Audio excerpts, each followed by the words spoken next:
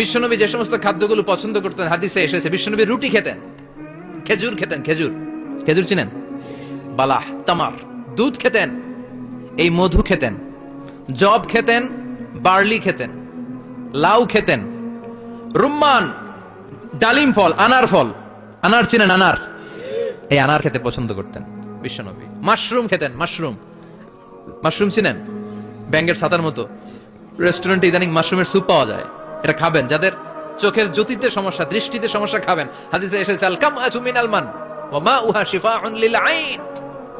Mushroom হলো মান্না সালোয়ার মতো খাবার।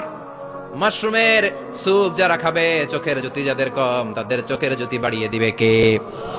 বুখারীর বর্ণনা, কানা রাসূলুল্লাহ ইউহিব্বুল হালাওয়া ওয়াল আসাল। বিশ্বনবী মিষ্টান্ন খেতে বড্ড পছন্দ করতেন, আবার বিশ্বনবী বেশি বেশি মধু খেতে পছন্দ করতেন। সুবহানাল্লাহ। কোরআনে দুইটা জিনিসের ক্ষেত্রে আল্লাহ শিফা যোগ করেছেন, যে দুইটা জিনিসের সাথে সম্পৃক্ত হলে শিফা। এক হচ্ছে কোরআন পড়লে শিফা, অনুনাজ্জিলু মিনাল কুরআনি মা হুয়া। আবার কোরআনে এই আয়াতের ক্ষেত্রে বলা হয়েছে শিফা ফিহি শিফাউন লিন-নাস।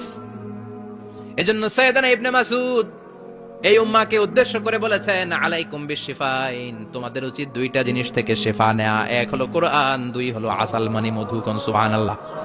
কোরআন তেলাওয়াত করলে অসুস্থরে সুস্থ করে দেয় কে? সূরা ফাতিহা তেলাওয়াত করলে অসুস্থকে সুস্থ বানিয়ে দেয় কে? আবার মধু খেলে সুস্থ বানিয়ে দেয় কে? মধু খেয়ে প্রশংসা করবেন কার? নাকি মধু হই হই বিষাবাইলা বলবেন এগুলো কখনো? খাঁটি মধু খেতে হবে। খাঁটি মধু চিনার উপায় হচ্ছে, এটাতে পিঁপড়া জমে না, এটা ফ্রিজে রাখলে জমাট বাঁধে না, এটাতে দুর্গন্ধ হয় না। এক গ্লাস পানির মধ্যে এক ড্রপ মধু ছেলে দিলে এটা পানির সাথে না মিশে একেবারে নিচে চলে যায়।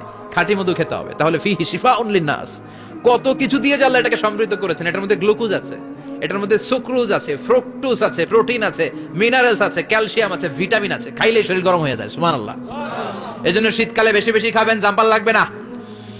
শীতকালে মধু খেয়ে রাত্রে বেলায় বের হবেন, আর মাফলার পেঁচিয়ে বের হওয়া লাগবে না। সুবহানাল্লাহ পড়েন।